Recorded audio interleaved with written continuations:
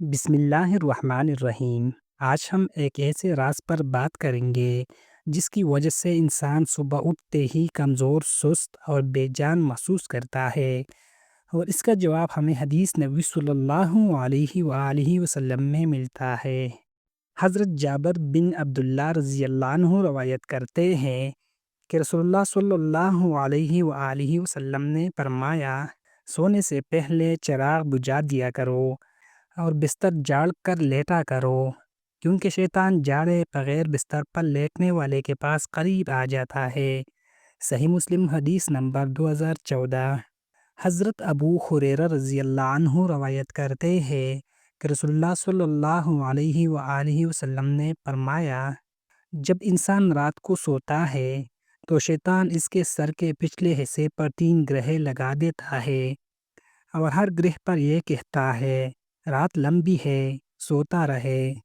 اگر وہ جاگ کر اللہ کا ذکر کرے تو ایک گرہ کھل جاتی ہے، اگر وہ وضو کرے تو دوسری گرہ کھل جاتی ہے، اور اگر نماز پڑھ لے تو تیسری گرہ کھل جاتی ہے، اور وہ چست، خوش اور حشاش بشاش ہو کر صبح کرتا ہے، اور اگر ایسا نہ کرے تو سست اور بددل ہو کر صبح کرتا ہے۔ صحیح بخاری حدیث نمبر 1142۔ قرآن پاک میں ارشاد باری تعالیٰ ہے، اللہ کو یاد کرو کھڑے، بیٹھے اور لیٹے ہوئے بھی۔ سورۃ النساء آیت نمبر 103۔ صبح اٹھتے ہی اگر انسان پر سستی چھائی ہو تو اس کی سب سے بڑی وجہ ذکر نہ کرنا، وضو نہ کرنا اور فجر نہ پڑھنا ہے۔